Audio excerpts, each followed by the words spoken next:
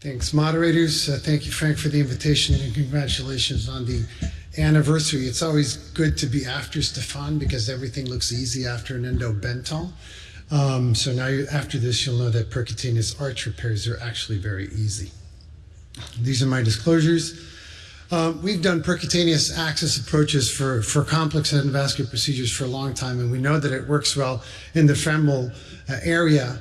For thoracoabdominal aneurysms over the past few years, we've also used percutaneous axillary approaches. This is from the PAXA registry, Luca Bertoglio, over 300 patients, with results that are very similar to what we find in the femoral axis area, with a secondary closure success of about 98%.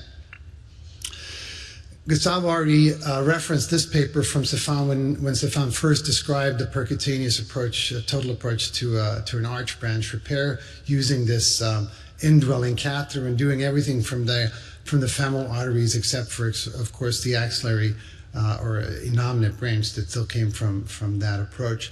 So we modified the approach a little bit and called it the innominate approach, avoiding doing that long access from the groin. And this was the first patient that we did. This is a 10-centimeter distal arch aneurysm in this patient, and you can see the triple arch branch device from Cook there on the right with this indwelling wire going up into the retrograde subclavian branch and down into the carotid branch as described by the previous speakers. Again, the total percutaneous access ultrasound guided punctures to the right axillary, as you can see here, and then the arch branch is deployed as we always do. Then accessing this innominate branch from the axillary and then going retrograde, as you can see here, and snaring, and I'll show you it still because it's a little bit difficult, but here we've actually snared that wire coming from the carotid branch, and now we have a through and through access from the groin. So the same technique. So here you can see the green sheath coming,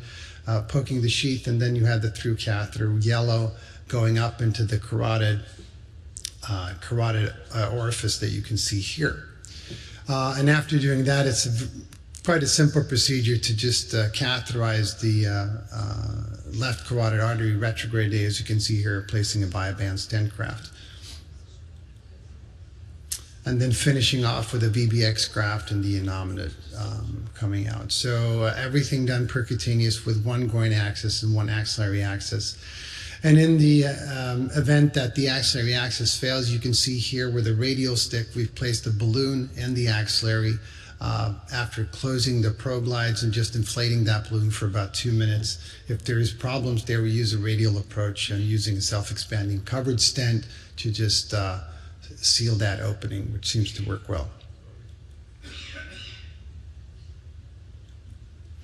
This is the patient. He went home post-operative day 2, and the little Band-Aid on his neck is actually from his central line and not from his arch repair. So he was happy enough. Then this is the second case, and this is a chronic dissection patient, and now we don't have an indwelling wire. I think it's a little bit cumbersome to do that snare procedure and actually tugging a lot on the device. So here is, again, same type of procedure, the arch branch going in. We finished the left subclavian artery first in this case, and then we came up, and now you can see from the innominate advancing a steerable sheath that sort of bounces off the valve and then retrogradely catheterizing the left carotid artery, as you can see here with the blue arrow in the middle. So going up and just doing this without any snare technique, but just a reverse or a steerable catheter from the innominate and then completing.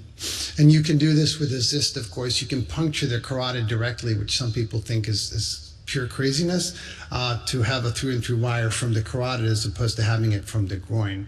But in fact, these percutaneous carotid techniques and closures have been described for a very long time and seem to work well.